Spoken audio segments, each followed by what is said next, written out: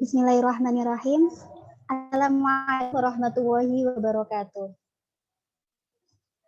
Alhamdulillah wa syukurillah wa ni'matillah la haula wa la quwata illa billah. Amma ba'd. Yang terhormat Profesor Dr. Yusuf Hanafi, SAG MPI, selaku Wakil Dekan 3 Fakultas Sastra Universitas Negeri Malang. Yang kami hormati Ustaz Hani Mahdiatus Tikah, selaku Ketua Jurusan Sastra Arab Universitas Negeri Malang. Yang kami hormati Ustaz Muhammad selaku mahasiswa Sastra Arab, serta Bapak dan Syahid Akbar, Bapak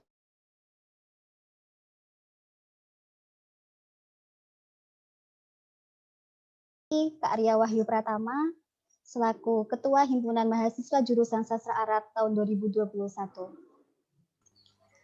Alhamdulillah wa syukurillah, pada pagi hari yang cerah ini, kita dapat bertatap maya dalam keadaan sehat walafiat melalui room Zoom dalam acara Workshop Branding Jurnalistik Desain Grafis Himpunan Mahasiswa Jurusan Sastra Arab tahun 2021. Sebelumnya, perkenalkan, nama saya Lala Doroti Salwa. Saya dari Prodi Pendidikan Bahasa Arab.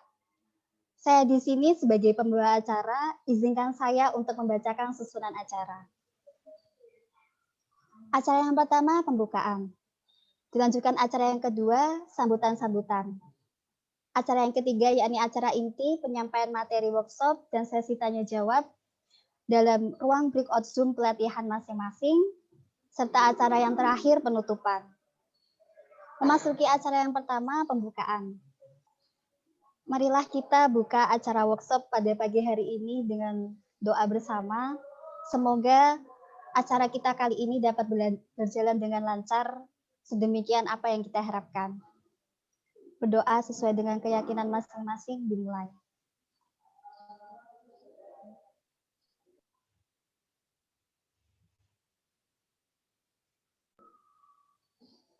Terima kasih, disampaikan. Memasuki acara yang kedua, sambutan-sambutan. Sambutan yang pertama akan disampaikan oleh Kak Arya Wahyu Pratama, selaku Ketua Himpunan Mahasiswa Jurusan Sastra Arab tahun 2021. Kepadanya dipersilahkan.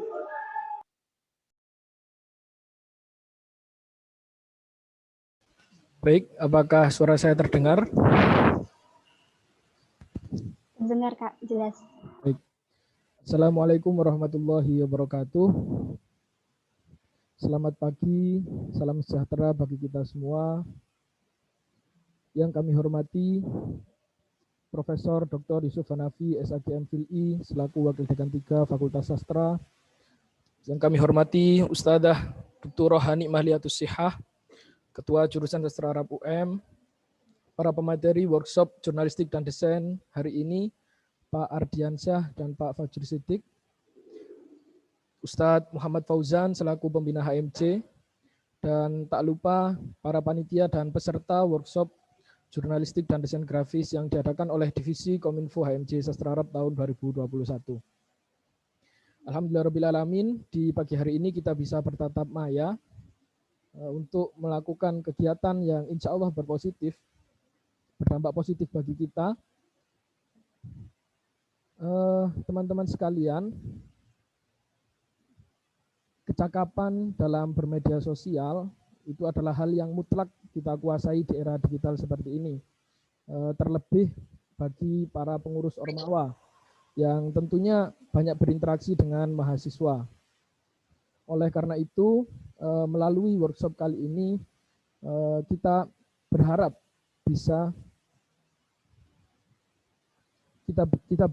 bisa meningkatkan kemampuan kita dalam mengelola media sosial dan yang ada di setiap HMC kita. Workshop hari ini adalah rangkaian acara workshop yang diadakan oleh Kominfo, yang sebelumnya kita telah mengadakan workshop branding organisasi, dan kelanjutannya yaitu workshop kali ini yaitu jurnalistik dan desain grafis. Dan hari ini peserta sekitar 45 orang. Karena ini workshop yang bersifat internal dan difokuskan untuk meningkatkan kemampuan para mahasiswa dalam mengelola media sosial. Perlu kami sampaikan juga bahwa di Sastra Arab sendiri ada beberapa media yang dikelola. Di antaranya adalah website yaitu hmcarab.sastra.um.ac.id, kemudian media sosial ada Instagram, Twitter, YouTube, dan ada juga kami mengelola buletin berbahasa Arab yang bernama Buletin Ibtikar. Oleh karena itu, saya berharap para peserta, khususnya internal HMC Sastra Arab sendiri, mengikuti kegiatan ini dengan maksimal, agar ke depan pengelolaan media-media tersebut bisa semakin baik.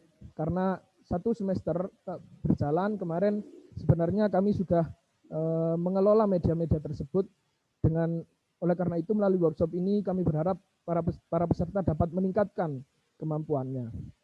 Karena ke depan masih banyak agenda kegiatan kita yang harus dipublikasikan. Di antaranya seperti Pekan Arabi, Semnas Bama, dan lain sebagainya. Dan hari ini kami juga mengundang ormawa lain di Fakultas Sastra dengan harapan kita bisa berjalan bersama dalam mengelola media yang ada di Fakultas Sastra ini dengan baik. Dan alhamdulillahnya kedua pemateri kita ini keduanya alumni UM, Pak Fajri Siddiq alumni Bahasa Arab dan Pak Ardiansyah alumni Seni dan Desain. Jadi mungkin setelah workshop ini teman-teman tetap bisa berkomunikasi dan konsultasi dengan beliau-beliau. Mungkin ketika ada kendala dalam jurnalis ataupun desain. Dan tentunya kami juga berterima kasih sebesar-besarnya kepada Fakultas Sastra Universitas Negeri Malang yang telah memfasilitasi mulai dari website dan lain sebagainya, sehingga kami memiliki tempat yang lebih untuk belajar.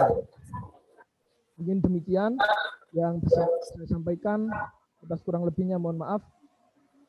Akhirul kalam, wassalamualaikum warahmatullahi wabarakatuh.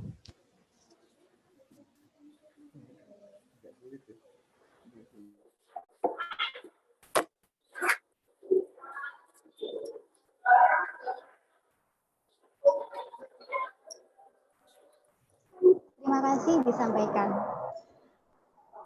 Selanjutnya, sambutan yang kedua oleh Ustadz Muhammad Fauzan SPD MPDI selaku Pembina Himpunan Mahasiswa Jurusan Sastra Arab tahun 2021.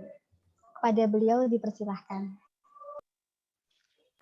Assalamualaikum warahmatullahi wabarakatuh. Suara saya terdengar ya? Terdengar Mbak Lala? Ya, Ustaz, sampun. Assalamualaikum warahmatullahi wabarakatuh. Bismillah, alhamdulillah, wa syukurillah, wa salatu wassalamu wa mawalah wa la hawla wa la quwata illa billah. Allahumma salli wa sallim ala Sayyidina Muhammad ibn Abdullah wa ala alihi wa ashabihi wa man tabi'ahu ila yaumil qiyamah amma ba'du. Yang saya hormati Bapak Profesor Dr. Yusuf Hanafi, MPhilI, selaku WD3 Fakultas Sastra. Yang saya hormati Ibu Dr. Hanikmah Huska, MHum, selaku Ketua Jurusan Sastra Arab. Yang saya hormati Saudara Arya Wahyu, selaku Ketua HMC. Yang saya hormati Bapak Fajri Siddiq, SPD, dan juga Bapak Ardiansyah Akbar, SSN, selaku pemateri pada kesempatan yang berbahagia ini. Alhamdulillah, malah kita bersyukur kepada Allah Subhanahu wa Ta'ala, karena pada saat ini kita bisa bertemu bertatap muka di sini untuk melaksanakan kegiatan workshop jurnalistik dan desain grafis. Tentunya kita berharap bahwa apa yang kita lakukan selalu memberikan ridho dari Allah Subhanahu wa Ta'ala. Amin ya rabbal alamin. Salat serta salam marilah selalu kita aturkan kepada junjungan kita Nabiullah Muhammad sallallahu alaihi wasallam yang telah membawa risalah agama Islam kepada kita semua, khususnya perintah untuk thalabul.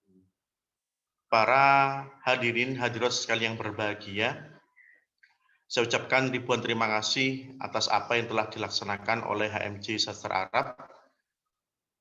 Dengan adanya kegiatan ini, saya berharap bahwa para peserta berkembang ilmunya, terutama dalam memanfaatkan media sosial atau apapun, dan alhamdulillah saat ini kita sudah difasilitasi web oleh jurusan. Karena itu mohon setelah ini kegiatan ini ya web harus kita isi dengan banyak berita, aktivitas yang memang berguna, aktivitas yang memotivasi teman-teman kita sehingga agar lebih baik daripada yang sebelumnya. Saya juga berterima kasih pada para pemateri, khususnya yaitu Bapak Fajrul Siddiq dan juga Bapak Ardiansah yang berkenan hadir di tempat ini. Kita berharap kehadiran Bapak Ibu, Bapak kedua pemateri ini menambah keilmuan kita khususnya tentang jurnalistik dan juga desain grafis. Juga berterima kasih kepada Ustadz Profesor Dr. Yusuf Hanafi, SAG MPhilI yang berkenan hadir di tempat ini untuk membuka acara pada kesempatan ini. Saya juga ucapkan terima kasih pada para panitia yang telah melaksanakan kegiatan ini. Tentunya kita berharap bahwa kegiatan ini bisa membawa manfaat bagi kita semua fid dini wa dunya wal akhirah. Demikian yang bisa saya sampaikan, kurang lebihnya mohon maaf. Wa'alaikum minkum. Wassalamualaikum warahmatullahi wabarakatuh. Waalaikumsalam warahmatullahi wabarakatuh. Baik, terima kasih disampaikan. Sambutan yang terakhir ialah dari Wakil Dekan 3 Fakultas Sastra Universitas Negeri Malang kepada Profesor Dr. Yusuf Hanafi, SAG MPhilI, sekaligus sebagai tanda dibukanya acara. Kepada beliau kami persilahkan. Terima kasih Mbak suara saya. Ampun Ustaz. Assalamualaikum warahmatullahi wabarakatuh.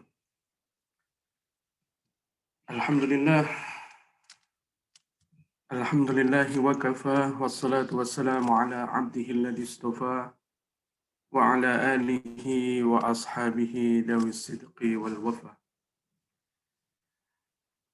Selamat pagi, salam sejahtera bagi kita semua yang kami hormati para narasumber dalam workshop jurnalistik dan desain grafis.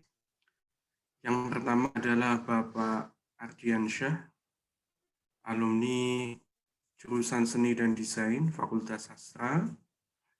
Yang kedua adalah Bapak Fajrul Siddiq, alumni Prodi S1 Pendidikan Arab, jurusan Sastra Arab Fakultas Sastra Universitas Malang. Yang kami hormati para pimpinan jurusan dan prodi, Ibu Kajur, Bapak Sekjur, dan juga Bapak Korprodi. Yang saya hormati pembina dan pendamping HMJ Sastra Arab, Dr. Muhammad Fauzan, SPD, yang setia dan dengan penuh dedikasi mendampingi adik-adik HMJ Sastra Arab.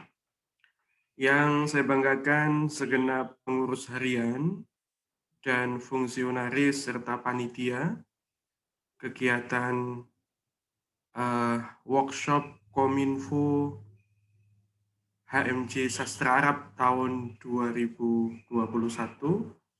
Dan tentu yang saya sayangi, saya banggakan anak-anakku, peserta, dan juga calon-calon jurnalis, peserta workshop Kominfo HMJ Sastra Arab yang hadir dalam ruang virtual pada pagi hari ini. Pertama-tama marilah kita panjatkan puja dan puji syukur kehadirat Allah Subhanahu wa Ta'ala.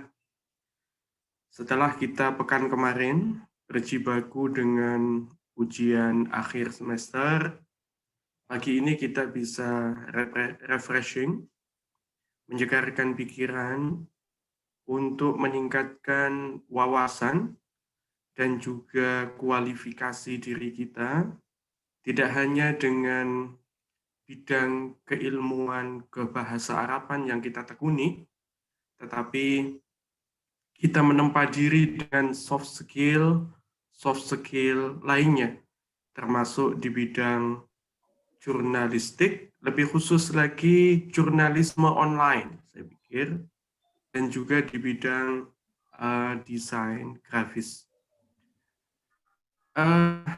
Para hadirin dan anak-anakku yang berbahagia, poin pertama yang ingin saya sampaikan dalam sambutan sekaligus pembukaan workshop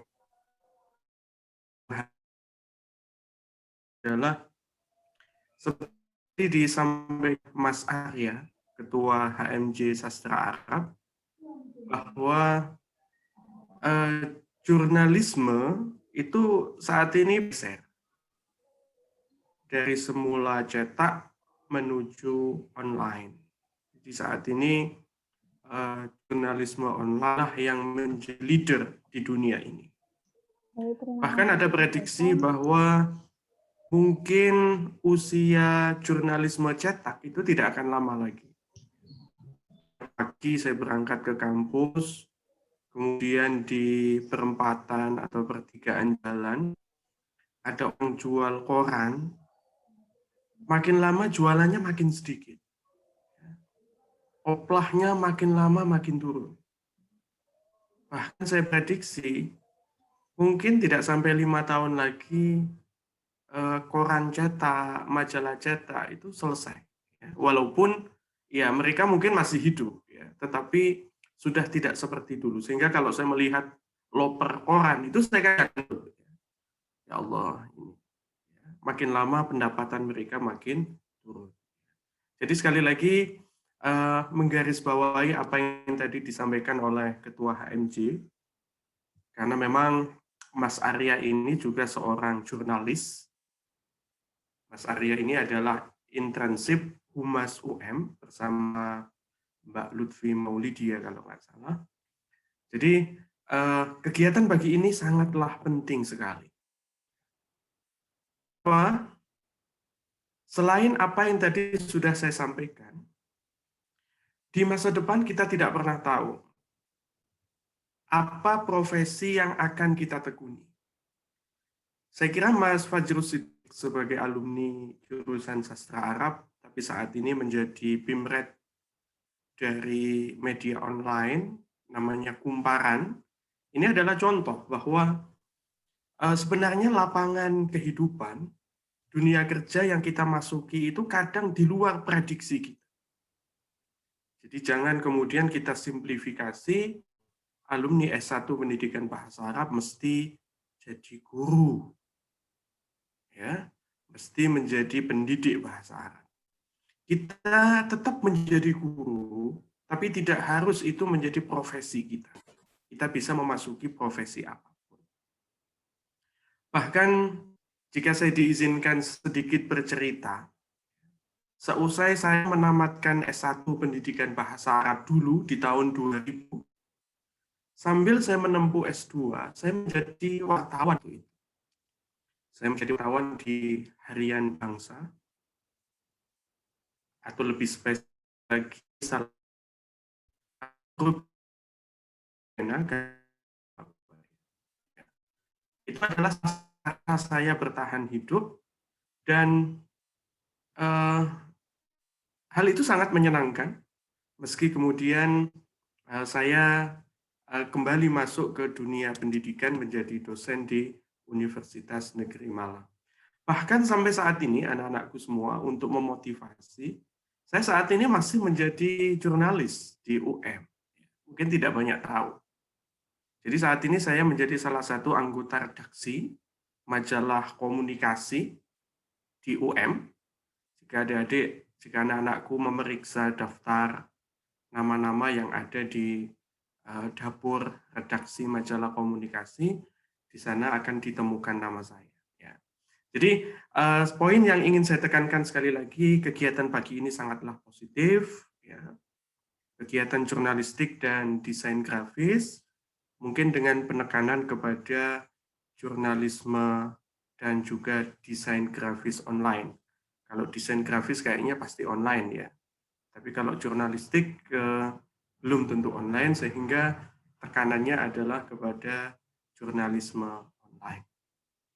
Anak-anakku dan peserta workshop yang berbahagia, sebelum saya membuka workshop pagi ini, saya ingin menggarisbawahi juga apa yang tadi sudah disampaikan oleh Ketua HMJ dan juga Bapak pendamping, Ustadz pendamping HMJ, Ustadz Fauzan, bahwa media-media yang menunggu sentuhan dan juga kontribusi anak-anakku semua sangat banyak. HMJ Sastra Arab saat ini sudah memiliki website, website khusus, username sama password itu khusus untuk sastra Arab, ya. Dan juga tadi disebutkan oleh Mas Arya, selain website, HMJ Sastra Arab juga memiliki IG, Instagram, ya, memiliki Facebook, memiliki Twitter, ya, dan beberapa media online lain yang tentunya membutuhkan sentuhan dan juga keahlian anak-anakku semua menjadi jurnalis-jurnalis online yang handal tentunya. Dan itu tidak bisa lepas dari desain grafis. Dan selain media-media berbasis medsos ya, yang tadi saya sebutkan, HMJ Sastra Arab juga punya majalah atau buletin, saya lupa, namanya Al-Ibtikar. Ya. Selain cetak, saya kira Ibtikar juga punya versi online. Ya. Dan ketika kita bicara versi online, tentunya sangat membutuhkan sentuhan desain grafis dari seluruh mahasiswa jurusan sastra Arab. Barangkali itu beberapa poin yang saya sampaikan. Saya ucapkan terima kasih kepada Mas Arya, jajaran pengurus harian, dan segenap fungsionaris HMJ Sastra Arab yang telah mengadakan acara yang sangat bermanfaat ini, khususnya di divisi Kominfo HMJ Sastra Arab. Tidak lupa saya ucapkan terima kasih kepada para narasumber yang telah meluangkan waktu berbagi ilmu, sharing pengalaman dalam kegiatan workshop pagi ini. Secara khusus saya sebut Bapak Ardiansyah dari alumni jurusan seni dan desain, dan juga Bapak atau mungkin Mas ya, Mas Fazrul Siddiq, alumni jurusan sastra Arab. Dan juga saya ucapkan selamat belajar kepada segenap peserta workshop pada pagi hari ini. Tidak lupa saya ucapkan terima kasih juga untuk Ustadz Fauzan sebagai pembina HMJ Sastra Arab. Dengan memohon ridho dari Allah Subhanahu wa Ta'ala, kegiatan workshop Kominfo HMJ Sastra Arab dengan mengambil tema jurnalistik dan desain grafis pada Sabtu pagi ini, 12 Juni 2021, secara resmi saya buka dengan membaca basmalah. Bismillahirrahmanirrahim. Hada minni wal afu minkum, barakallahu fikum. Wassalamualaikum warahmatullahi wabarakatuh. Assalamualaikum. Waalaikumsalam warahmatullahi wabarakatuh. Baik, terima kasih disampaikan. Memasuki acara selanjutnya, yakni acara yang dinanti-nanti, yakni penyampaian materi workshop dan sesi tanya jawab. Namun dalam kali ini, penyampaian materi tersebut akan dalam sistem breakout Zoom masing-masing pelatihan yang akan dipandu panitia dalam akhir acara. Namun sebelum itu, alangkah baiknya jika kita mengabadikan momen ini dengan foto bersama. Kepada yang bertugas dipersilahkan, dan kepada peserta room Zoom dimohon untuk bersiap diri. Silahkan yang belum on cam, dipersilahkan untuk on cam. Saya hitung. 1, 2, 3. Sekali lagi. 1, 2, 3. Baik, terima kasih. Saya himbau untuk seluruh peserta workshop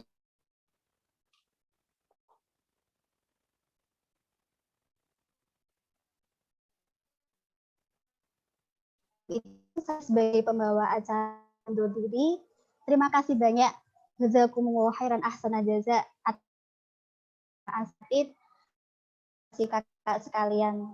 Semoga workshop branding jurnalistik dan desain grafis ini dapat berjalan dengan lancar serta bermanfaat untuk kedepannya untuk mengembangkan potensi kita bersama.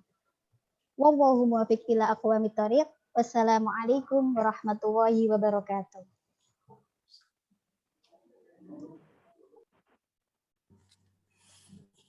Sukses ya acaranya. Saya izin untuk melanjutkan ke kegiatan yang lain.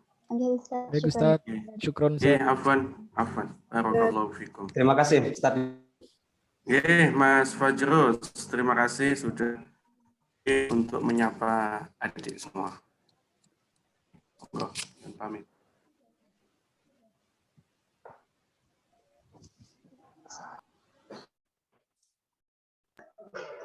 Dimohon untuk peserta dapat memasuki breakout Zoom secara pelatihan workshop masing-masing.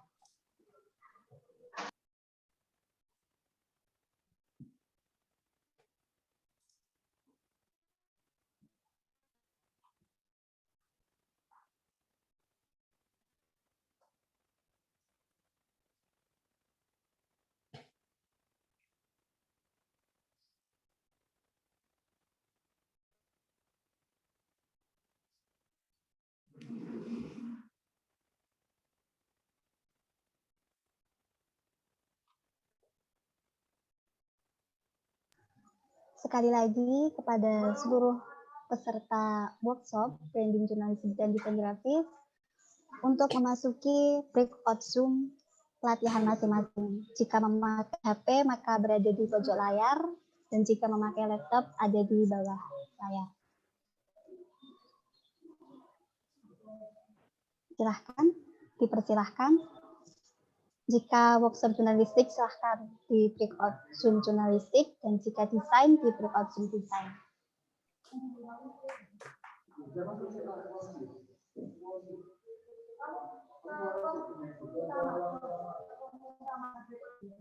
Begitu juga dengan Bapak pemateri, kami persilahkan untuk memasuki breakout Zoom pelatihan materi panjenengan.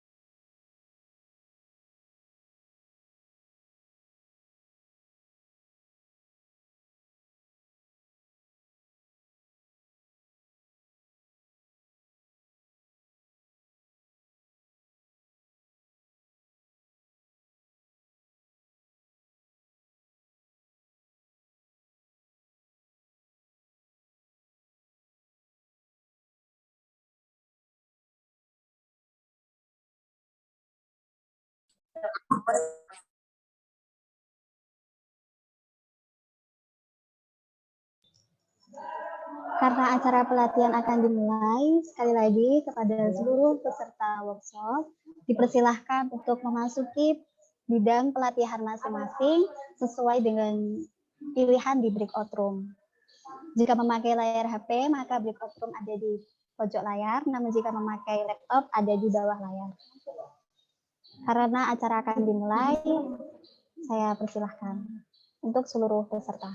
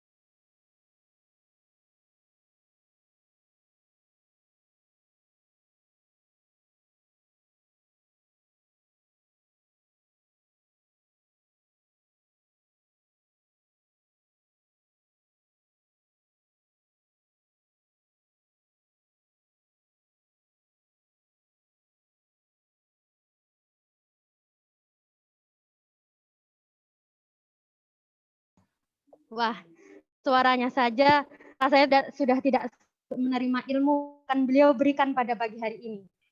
Namun, ada pepatah mengatakan, tak kenal maka tak sayang. Oleh karena itu, sebelum sampaikan materi, saya akan bacakan CV dari Bapak materi agar kita lebih mengenal latar belakang beliau. Nama lengkap beliau Ardiansyah Rahmat Akbar. Beliau bertempat tinggal di Pakisaji, Kabupaten Malang. Beliau telah menempuh pendidikan formal S1 di Universitas Malang, jurusan Desain Komunikasi Visual pada tahun 2004 dan Magister Manajemen Bisnis di Institut Teknik dan Bisnis Asia pada tahun 2019. Dan luar biasanya, beliau menempuh pendidikan non-formal di Taiwan Creative Camp di Daya University pada tahun 2018.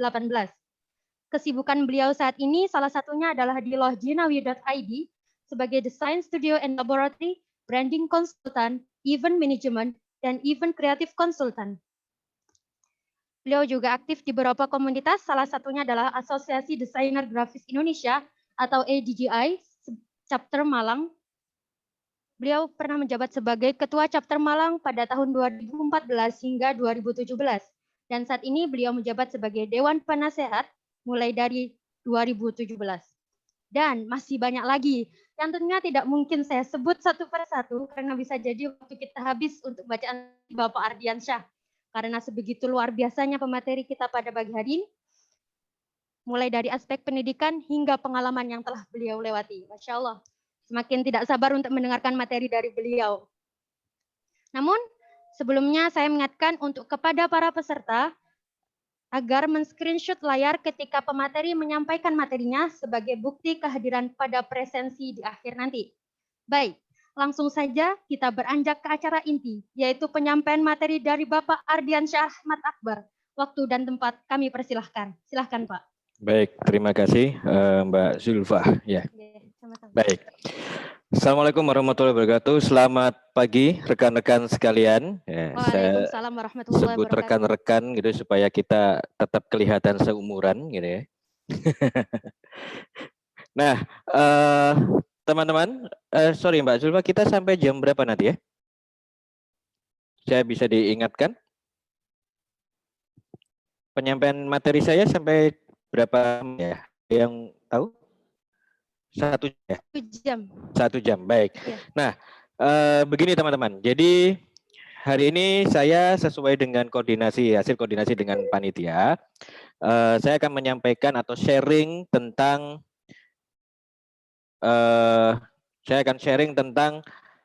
bagaimana kita merancang konten Instagram yang menarik, gitu ya. Nah, nanti materi itu tidak akan sampai ke teknis. Tidak akan sampai ke teknis, tetapi nantinya teman-teman bisa mungkin akan lebih banyak menguliknya di sesi tanya jawab. Atau pada saat saya menyampaikan materi ingin ada sesuatu yang ditanyakan, bisa juga boleh langsung ditanyakan gitu ya. Kita santai saja. Monggo kopinya, cemilannya disiapkan gitu. Saya bisa share screen-nya ini ya, sudah? Oke.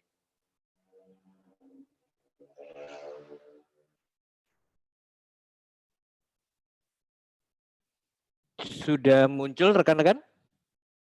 Sudah, Pak. Baik, oke. Ya, kita mulai. Jadi seperti yang disampaikan oleh moderator, memang aktivitas saya cukup banyak gitu ya. Antara memang ini jalan hidupnya atau kemaruk ya bedanya tipis gitu ya. Bedanya tipis, jadi memang saya menjalankan beberapa bisnis, tapi intinya masih fokus pada ranah industri kreatif atau kreativitas. Ada beberapa proyek yang pernah saya handle sebagai buah highlight apa saja yang pernah saya kerjakan. Salah satunya yang cukup mungkin dikenal teman-teman gitu ya, di kalangan teman-teman, kalau teman-teman sering menjadi konsumen dari mie gacuan. Nah, branding mie gacuan itu hasil kerja dari tim kami gitu. Nah, baik, kita lanjutkan. Ya, saya ada intro sedikit gitu ya. Kenapa sih kita harus ke digital? Kalau dulu mungkin ketika seorang diingatkan, ayo kita mulai deh masuk ke digital dan segala macam, atau kita mulai aktivasi digital marketing. mereka bisa menjawab, ntar aja dulu deh, setahun lagi, 2 tahun lagi, 3 tahun lagi. Tapi pada tahun 2019 terjadi sebuah situasi yang sangat krusial gitu ya, yang tiba-tiba di mana terjadinya pandemi COVID-19, akhirnya yang terjadi adalah mau tidak mau gitu ya. Mau tidak mau kita harus beralih ke digital. Kenapa? Karena perilaku konsumennya berubah. Perilaku konsumen. Jadi awalnya bisnis-bisnis atau siapapun gitu ya yang berhubungan dengan audiens atau berhubungan dengan konsumen bisa menemukan konsumennya di ranah-ranah offline, gampangannya di pasar gitu ya, pedagang bisa bertemu dengan pembelinya di pasar. Pada saat pandemi itu terjadi, hilang. Konsumennya hilang. Mereka semua beralih perilakunya, misalkan karakter berbelanjanya berubah menjadi di ranah digital. Nah, akhirnya mau tidak mau gitu ya, mau tidak mau para pelaku bisnis ini harus menyesuaikan kalau masih mau tetap bisnisnya sustain atau bertahan. Ya mau tidak mau mereka harus ngikutin di mana nih sekarang konsumen saya. Karena konsumennya sekarang berada di ranah digital, maka mereka akhirnya jualannya harus bergeser ke digital. Dan itu tidak ada tawar-menawar, istilahnya gitu. Kalau misalkan sebelum pandemi, ntar aja deh aku masih jualan di pasar itu masih oke gitu, misalnya gitu ya jawabnya, itu masih bisa terjadi. Tetapi ketika akhirnya pandemi terjadi, mereka nggak bisa jawab kayak gitu, karena mau nggak mau konsumennya sudah nggak ada. Dan kalau mau mereka bisnisnya bertahan, ya mereka harus nyari dong konsumennya sekarang ada di mana. Nah, dan itulah mengapa mereka harus beralih ke digital. Digital transformasi menjadi sebuah kemutlakan atau kewajiban yang harus dilakukan oleh siapapun, tidak hanya pelaku bisnis sebetulnya, termasuk kita.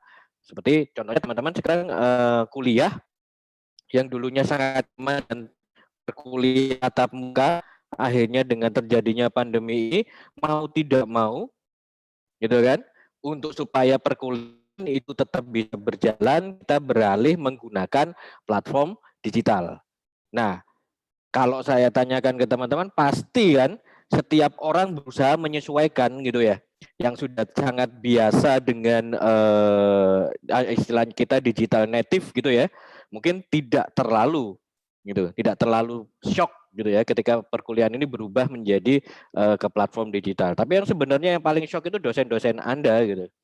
Bagaimana menyesuaikan cara mereka mengajar gitu ya dari tatap muka kemudian menjadi berfull dengan metode digital atau metode jarak jauh, terutama yang praktikum. Kalau mungkin masih di keilmuan bahasa masih sangat memungkinkan sih itu ya, penyesuaiannya tidak terlalu ini. Tapi kalau mungkin teman-teman bisa dilihat teman-teman Anda yang basisnya praktikum,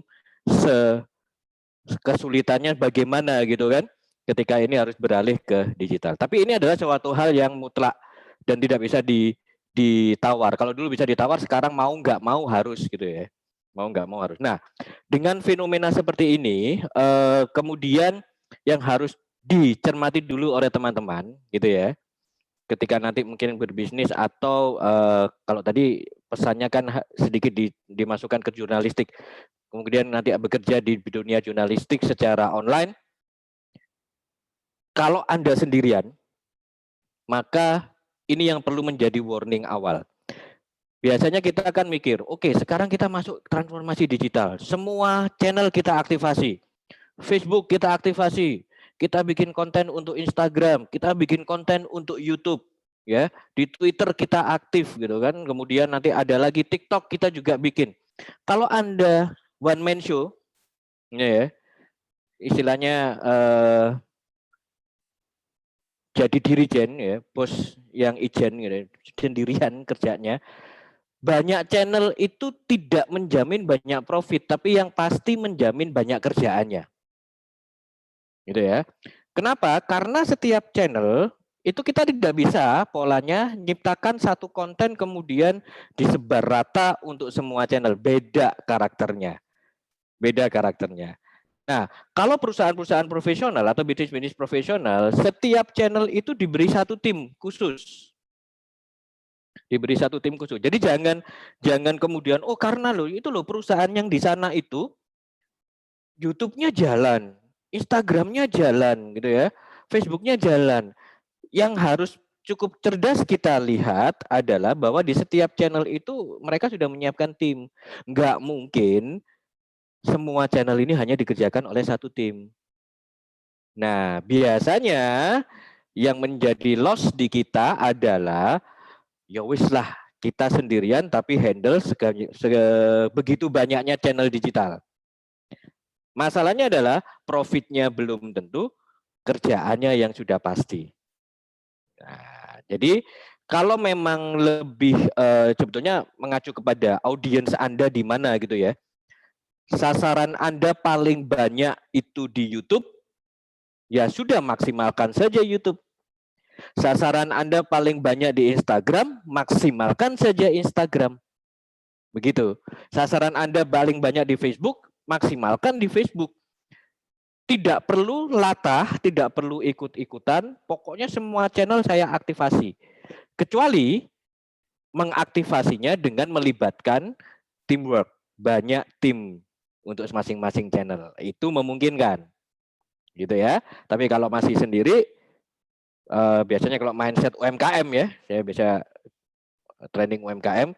UMKM itu, pokoknya jualan, Facebook dipakai, Instagram dipakai, ini dipakai, akhirnya waktunya habis buat ngurusin banyak channel. Bisnisnya sendiri kadang tidak terlalu tertangani dengan maksimal akhirnya. Nah, ini yang menjadi warning awal, kita fokus pada satu channel. Oke, hari ini kita akan fokus ngulik Instagram. Oke, kita akan ngulik Instagram. Kenapa? Umur-umur seumuran kita ini ya, teman-teman, kita kan seumuran gitu ya. Nah, itu paling suka kan dengan paling populer platformnya yang digunakan adalah Instagram. Oke. Secara data pun dibuktikan bahwa pengguna Instagram itu paling banyak 67% adalah di umur-umur 16 sampai 29 tahun. Nah, ini kan umur-umur teman-teman di sini gitu kan ya, dengan paling banyak masih cowok ya 51%, tapi ini data yang mungkin saat ini sudah berubah. Karena data ini selalu dinamis gitu ya. Selalu dinamis. Nah, yang perlu kita lihat adalah bahwa waktu yang dihabiskan untuk scrolling Instagram dalam satu hari, nggak usah sih kita pakai data. Kembalikan aja ke teman-teman sendiri di sini gitu ya. Sehari gitu ya, kalau dikumpulin tuh scrolling Instagramnya, kira-kira kan separuh dari teman-teman bangun. Bener enggak? Separuh dari, jadi misalkan teman-teman ini bangun sampai tidur lagi adalah 8 jam, sekitar 20 jaman gitu, anggap let's say lah ya 20 jam, bisa jadi 10 jam sendiri itu sebetulnya scrolling Instagram gitu. Ya, kadang nungguin apa gitu scrolling Instagram. Sampai sekarang kayaknya refleks gitu ya, nggak ngapa-ngapain gitu, jempolnya udah scrolling aja gitu ya. Nah, itu sudah jadi refleks tubuh gitu, bukan ini lagi gitu. Nggak ngapa-ngapain gitu tiba-tiba scrolling, ngapain gitu scrolling gitu ya. Ngobrol sama temen ya ngobrol tapi juga tetap buka Instagram. Nah, ini membuktikan bahwa Instagram merupakan salah satu channel yang potensial bisa kita maksimalkan, terutama di umur-umur audiens seumuran teman-teman. Oke. Nah, yang paling penting dipahami adalah Instagram itu visual. Beda dengan Facebook. Jadi kalau Anda suka nulis, yang cocok untuk Anda adalah Facebook. Oke. Kalau Anda suka motret, bikin gambar gitu ya, foto, bercerita melalui video, Instagram cocok. Tapi kalau Facebook itu lebih ke artikel. Nah, kenapa? Anda bisa rasakan sendiri, kalau Anda buka Facebook, Anda mau berhenti scrolling untuk baca, benar nggak? Gitu. Ketika itu ada judul yang menarik, ketika ada kata-kata yang sedikit menarik, Anda akan scrolling, berhenti,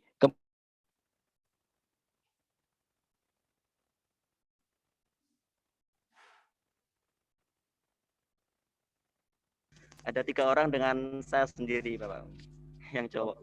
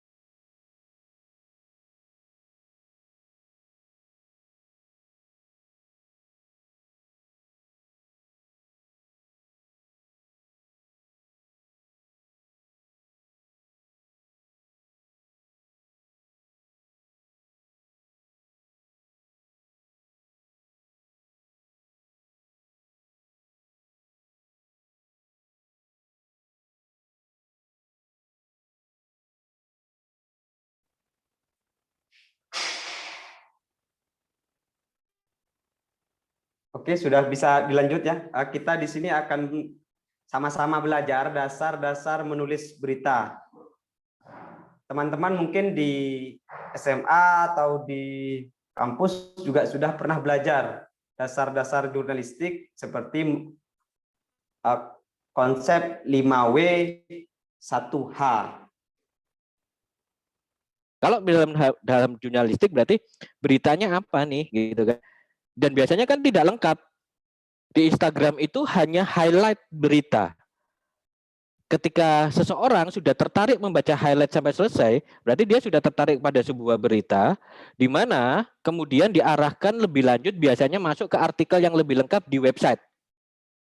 Nah, short caption yang powerful, yang menarik, yang unik ini yang harus dibuat oleh teman-teman dengan pendekatan storytelling. Jadi kalaupun kita milih visual storytelling, foto yang seperti apa yang harus kita masukkan di dalam desain kita nanti, gambar seperti apa, itu adalah gambar-gambar yang bercerita. Enggak cuma sekedar bahwa kita jualan produk, ini loh produknya, kalau beli harganya sekian, enggak.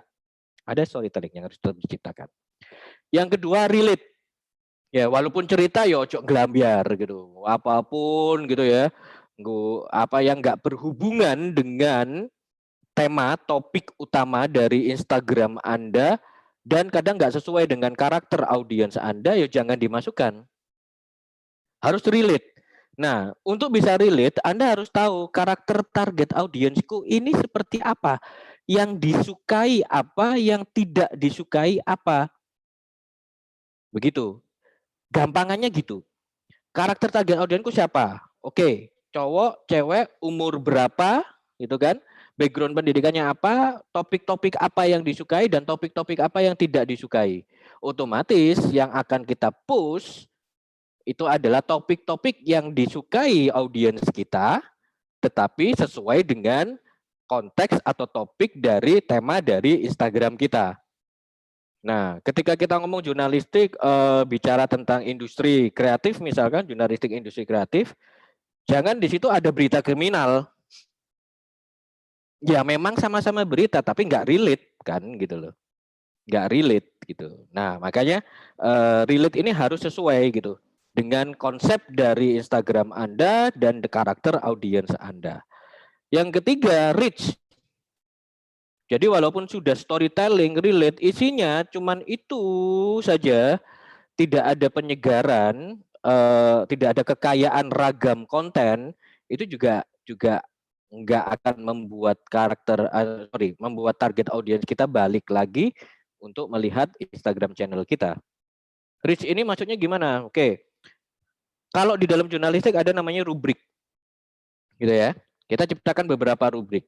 Nah, mungkin hari Senin rubrik ini, Selasa rubrik ini, Rabu rubrik ini, tapi bisa jadi ada mungkin sebuah kuis, gitu ya. meme gitu kan.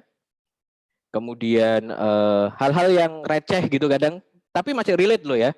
Yang receh tapi relate supaya lebih kaya aja, supaya lebih dinamis aja si konten Instagram ini gitu. Nggak kemudian ketemunya serius isinya bahasan artikel aja gitu, jangan juga kayak gitu.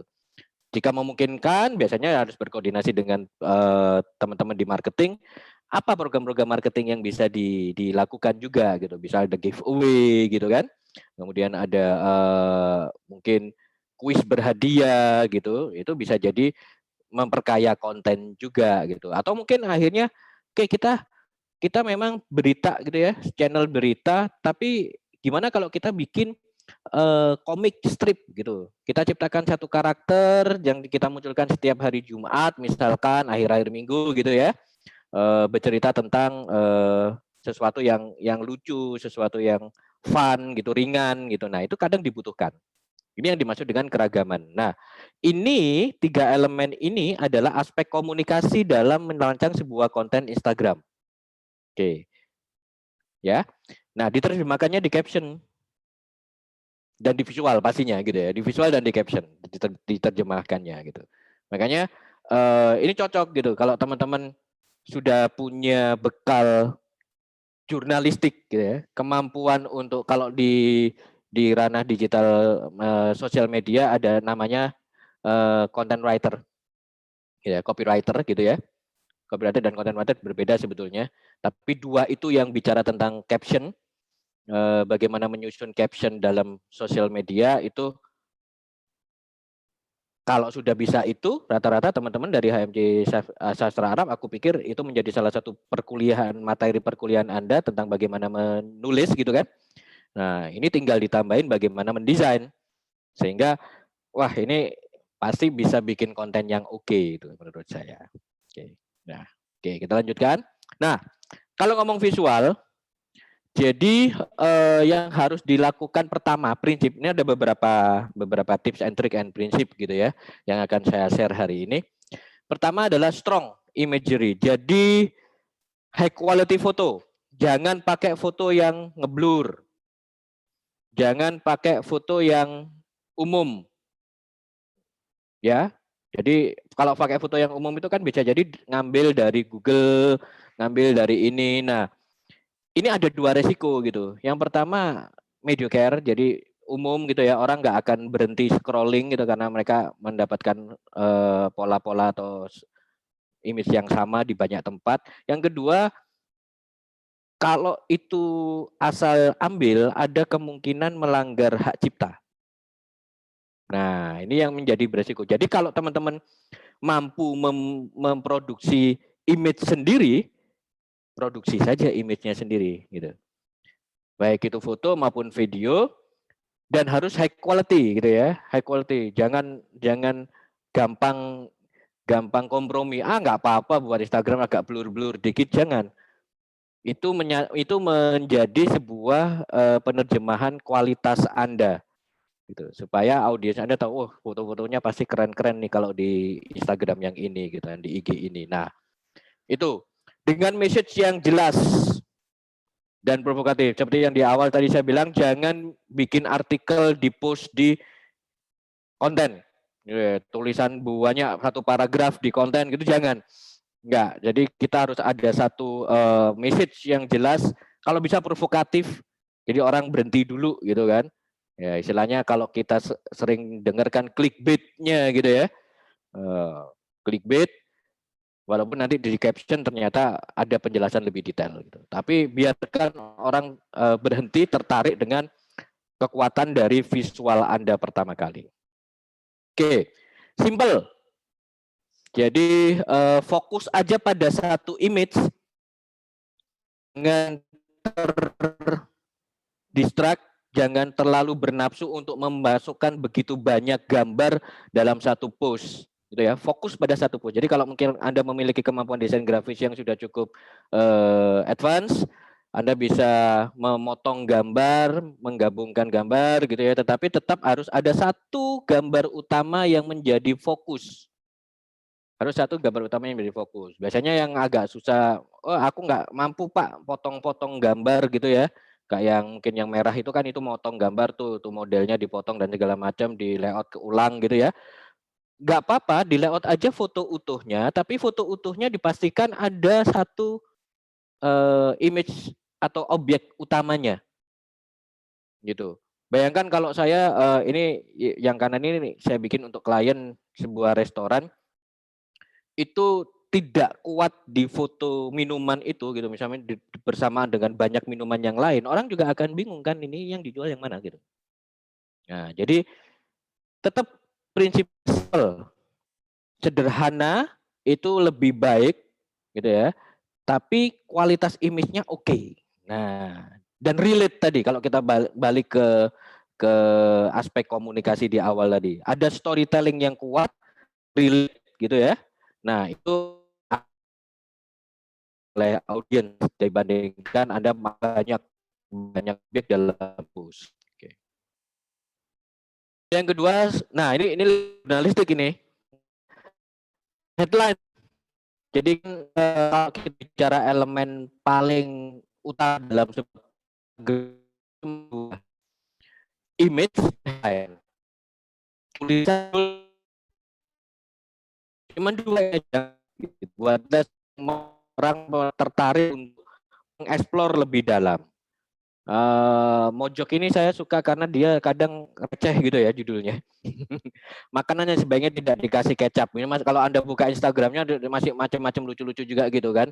Nah, kadang ini kan adalah keseharian kita, tidak pernah kita expose gitu dengan menarik gitu ya. Tetapi ini akhirnya menjadi sesuatu oleh dengan eksekusi yang benar gitu.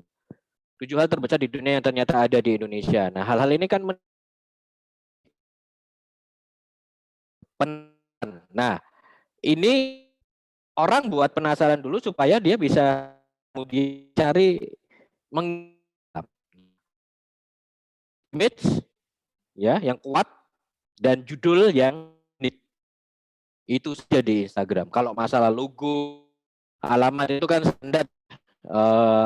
Beda. Kalau itu personal Anda bisa masa pakai logo ya, nggak apa-apa sih kalau personal punya logo juga nggak ada masalah, makin aja gitu kan. Tapi yang penting adalah image yang kuat dan judul yang menarik. Gitu. Digunakan untuk berbisnis. Maka ke Anda promo, jadi promo itu sebetulnya boleh, cuman ngajak terus-terusan promo kan gitu dalam satu Instagram channel gitu ya, karena orang akan bosen juga gitu. Nah, maka tapi ketika membuat sebuah post untuk promo, call to action-nya jelas. Kamu nawarin apa, kamu minta audience apa gitu, ngapain gitu. 50% off fashion sale gitu kan. Berarti lagi nawarin diskon 50% untuk produk fashionnya kan gitu. Itu harus jelas. Itu harus jelas. Giveaway ya. Lagi giveaway gitu kan. Diskon new collection. ini koleksi baru. Kamu harus bisa menciptakan media yang jelas. Ini audiens ditawarin apa sih gitu loh. Kalau setelah itu harus ngapain sih gitu. Nah, ini harus terutama untuk post-post yang sifatnya untuk berbisnis gitu ya, untuk promosi gampangannya, ini harus jelas call to action ini. Yang jelas. Nah, split. Jadi apa ya? Kadang kan terutama di jurnalistik ini, kalau Anda paksakan sebuah data yang cukup hanya muncul dalam satu post, saya jamin nggak akan pernah dilihat orang.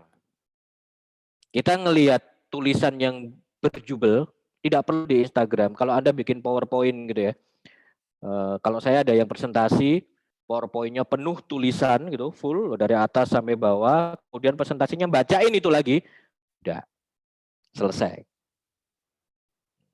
Kenapa ya? Ngapain kamu tulis, kemudian dibacain lagi, isinya tulis apa menariknya terus? Emang kami nggak bisa baca kan gitu kan akhirnya. Nah, maka split ini kan kita punya sistem di dalam Instagram itu yang namanya carousel. Kita bisa bikin slide sampai dengan 10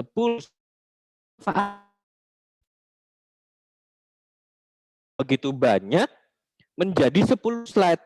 Di slide pertama tetap pada prinsip-prinsip awal tadi, simple, strong image gitu ya, yang kuat storytellingnya, dan judul yang unik.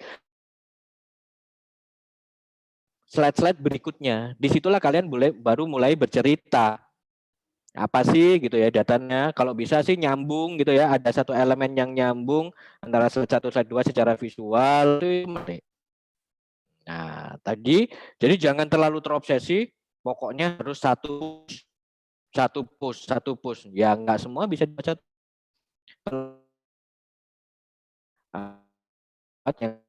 karusel tipe slide gitu. Dan visualnya beberapa slide ini nyambung gitu kan. Jangan terlalu beda juga, orang akan bingung enggak. Oke. Satu clickbait. Nah, itu konsepnya itu clickbait. Buat dia masuk ke slide-nya dulu tema sesuai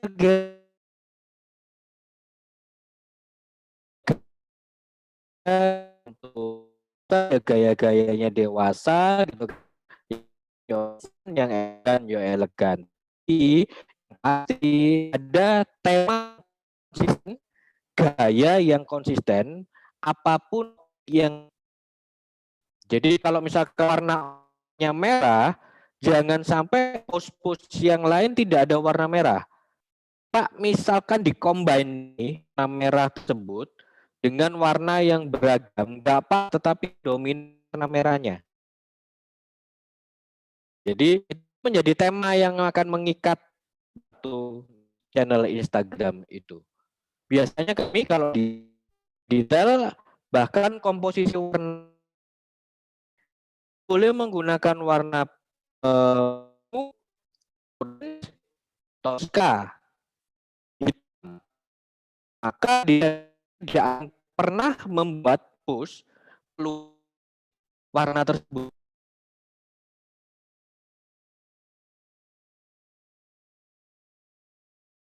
Itu ada namanya template guide. Nah, di template guide itu kayak buku gitu. Kita biasa buatnya kayak buku. Di sana dijelaskan warna yang harus dipakai sampai ke kode-kode warnanya. Jadi tidak ada kesalahan pemilihan warna. Font yang digunakan gitu ya. Kemudian alternatif layout yang diperbolehkan. Untuk post ucapan dari besar seperti apa, untuk post storytelling seperti apa, untuk post promo seperti apa, itu sudah ditentukan dulu template awalnya.